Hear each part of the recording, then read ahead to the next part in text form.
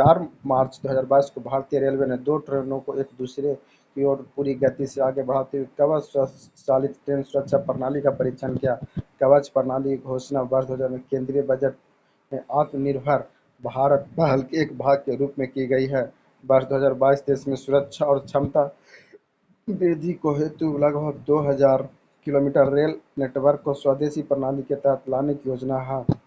यह भारत की अपनी स्वचालित सुरक्षा प्रणाली है जो ट्रेन कोलिजन बचाव प्रणाली है के नाम से वर्ष 2012 से विकासशील है, जिसे आर्मरोर या कवच नाम दिया गया।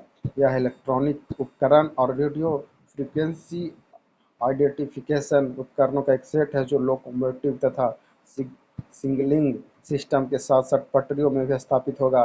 वे ट्रेन के ब्रेक को नियंत्रित करने के लिए अल्ट्रा हाई रेडिएशन फ्रीक्वेंसी का उपयोग करके एक दूसरे से जुड़ते हैं तथा ड्राइवरों को सतर्क भी करते हैं। ये सभी प्रोग्राम के आधार पर होते हैं। पहला, virtual virtual smart grid knowledge centre.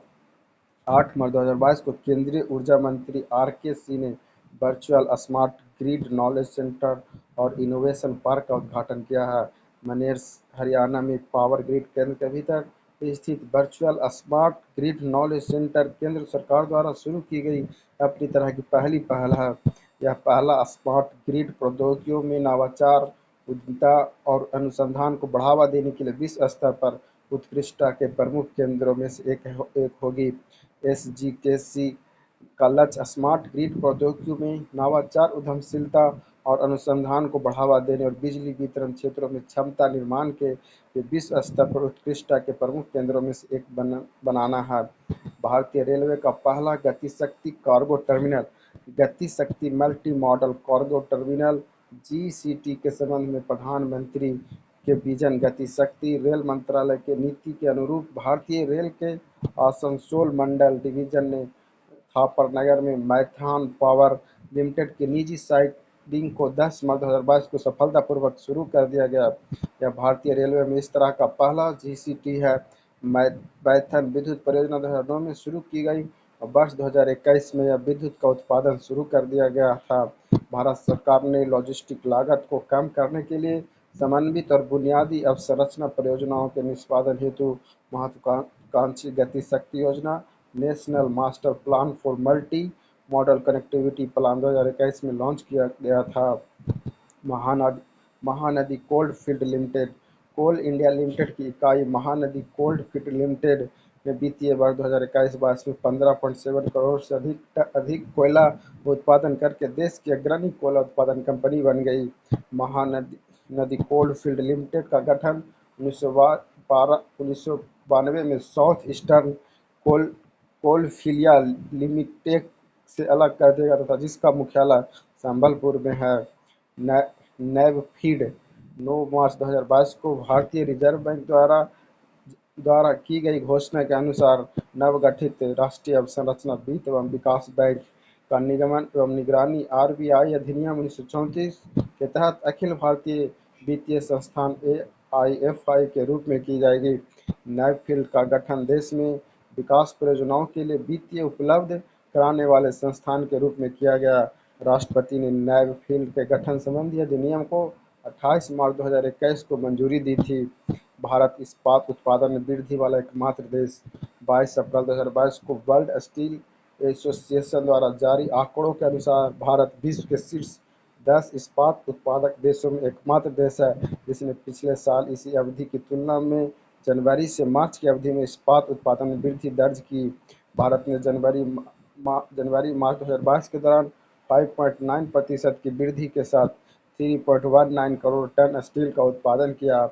शीर्ष 10 देशों में ब्राजील एकमात्र अन्य देश है जिसने मार्च के महीने में वृद्धि दर्ज की। राष्ट्रीय एमएसएमई पुरस्कार 2022 सूक्ष्म लघु और उद्यम एमएसएमई विभाग द्वारा ओडिशा सरकार के एमएसएमई क्षेत्र के संवर्धन और विकास में उत्कृष्ट योगदान के लिए राष्ट्रीय एमएसएमई पुरस्कार 2022 श्रेणी में प्रथम पुरस्कार से सम्मानित किया गया। राज्य ने एमएसएमई के विकास के लिए की गई विभिन्न विकासात्मक पहलों के आधार पर यह पुरस्कार जीता। ओडिशा ने इस पुरस्कार की श्रेणी में प्रथम, बिहार ने द्वितीय तथा हरियाणा ने तृतीय स्थान प्राप्त किया। वहीं तमिलनाडु के बिरु विरुधुनगर, राजस्थान के करौली और कालाहांडी ने एमएसएमई क्षेत्र के प्रचार और विकास में महत्वाकांक्षी जिलों में पहला, दूसरा और तीसरा पुरस्कार हासिल किया। रेलटेक सार्वजनिक सार्वजनिक क्षेत्र की कंपनी रेलटेल फॉर्च्यून इंडिया ने नेस्ट 500 2022 संस्करण की सूची में 67वें स्थान की छलांग लगाकर 124वें स्थान पर पहुंच गई। यह सूची में भारत सरकार का एकमात्र दूरसंचार सार्वजनिक क्षेत्र का उपक्रम है, पीएसयू है।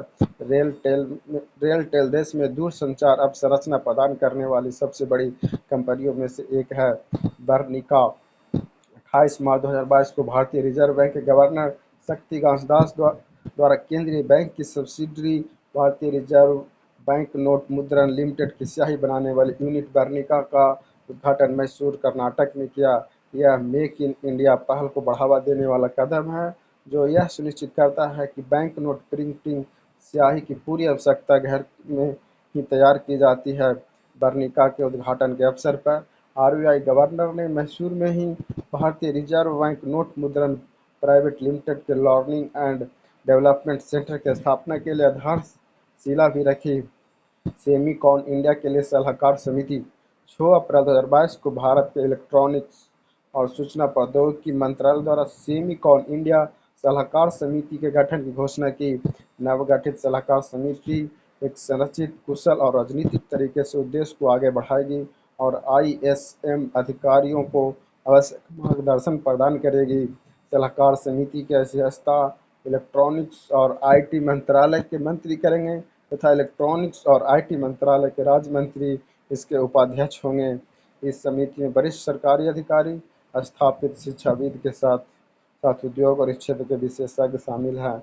एमबी रामप्रसाद बिस्मिल्ला जहाज एमबी रामप्रसाद बिस्मिल्ला ब्रह्मपुत्र पर जाने वाला अब तक का सबसे लंबा जहाज बन गया। 90 मीटर लंबा यह बेड़ा 26 मीटर चौड़ा, 2.1 मीटर गहरा है। इसके साथ ही इसने गुवाहाटी के पांडु बंदरगाह पर लंगर डालने के बाद कोलकाता में हल्दिया गोदी से भारी माल ढुलाई के महत्वाकांक्षी परीक्षण को 15 मार्च 2022 को सफलतापूर्वक पूरा किया। भारत का कृषि निर्यात $50 बिलियन वर्ष 2021-22 के लिए कृषि उत्पाद, समुद्री तथा कृषि उत्पाद सहित का निर्यात $50 बिलियन को पार कर गया। यह अब तक का सबसे अधिक कृषि उत्पाद निर्यात है। वाणिज्य जानकारी एवं सांख्यिकी महानिदेशालय द्वारा अप्रैल 2022 में जारी आंकड़ों के अनुसार 2021-22 के दौरान कृषि निर्यात 19.92% से बढ़कर $50.21 बिलियन हो गया। यह वृद्धि दर वित्त वर्ष 2020-21 के 17.66% अर्थात $41.87 बिलियन से अधिक है। चावल $9.65 बिलियन, गेहूं $2.19 बिलियन, चीनी $4.6 बिलियन तथा अन्य अनाजें $1.08 बिलियन के लिए अब तक का सबसे अधिक निर्यात है।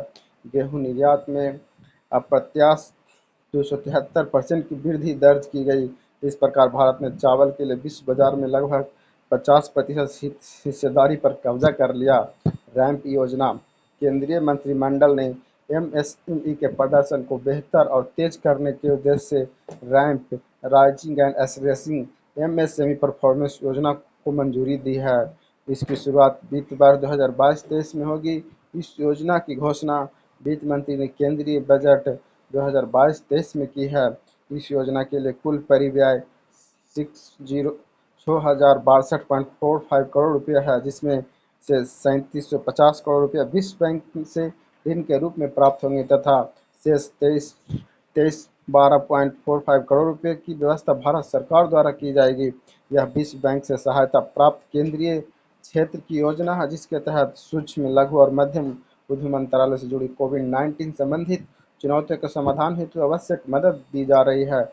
किसान भागीदारी प्राथमिकता हमारी अभियान 25 से 30 अप्रैल 2022 तक आज़ादी के अमृत महोत्सव के तहत किसान भागीदारी प्राथमिकता हमारी अभियान देश भर में आयोजित किया गया। इस अभियान का उद्देश्य मौजूदा खरीफ सीजन 2022 के लिए किसानों को प्रधानमंत्री फसल बीमा योजना के प्रमुख पहलुओं जैसे योजना के प्रमुख प्रावधानों, फसलों की बीमा का महत्व और योजना का लाभ कैसे प्राप्त करें आदि के बारे में जागरूक बनाना है। इस अभियान के दौरान प्रत्येक कृषि विज्ञान केंद्र पर जैविक खेती, प्राकृतिक खेती स्टार्टअप, एपीएमसीई नाम एफपीओ पर जागरूक कार्यक्रम भी आयोजित किए गए हैं। Social media platform Twitter tech जगत के सबसे बड़े सौदों में एक में टेस्ला के सीईओ एलन मस्क ने सोशल मीडिया प्लेटफॉर्म ट्विटर को खरीद लिया। ट्विटर खरीद के $44 अरब के इस सौदे को कंपनी के बोर्ड ने 25 फरवरी को मंजूरी दी। अधिग्रहण की प्रक्रिया पूर्ण करने के बाद सार्वजनिक रूप से कारोबार करने वाले social media site Elon Musk के स्वामित्व वाली निजी कंपनी बन जाएगी। हालांकि बाद में एलन मस्क ने इस डील को निरस्त करने की घोषणा की है। हुनर हाट 16 से 27 अप्रैल 2022 को स्वदेशी उत्पादों को बढ़ावा देने के लिए एक विश्वसनीय मंच हुनर हाट का 40वां संस्करण मुंबई के बांद्रा कुर्ला कॉम्प्लेक्स में आयोजित किया गया। इस हुनर हाट में 31 राज्य या केंद्र शासित प्रदेशों के लगभग 1000 कारीगर और शिल्पकारों ने भाग लिया। इसमें vocal for local, best from best विषयों के अनुरूप बने उत्कृष्ट उत्पाद प्रदर्शित किए गए। फिनोक्यूलेशन 21 अप्रैल 2022 को इंडिया पोस्ट पेमेंट बैंक ने वित्तीय समावेशन के लिए समाधानों के सहज सृजन तथा नवोन्मेषण के लिए फिनटेक स्टार्टअप समुदाय के सहयोग करने हेतु एक संयुक्त पहल फिनोक्यूलेशन लॉन्च करने की घोषणा की। वित्तीय समावेशन के लिए लक्षित सार्थक वित्तीय उत्पादों के निर्माण की दिशा में स्टार्टअप समुदाय को प्रोत्साहित करने के लिए एक शक्तिशाली मंच की स्थापना करने की यह घोषणा प्रथम पहल है। Subscribe my channel.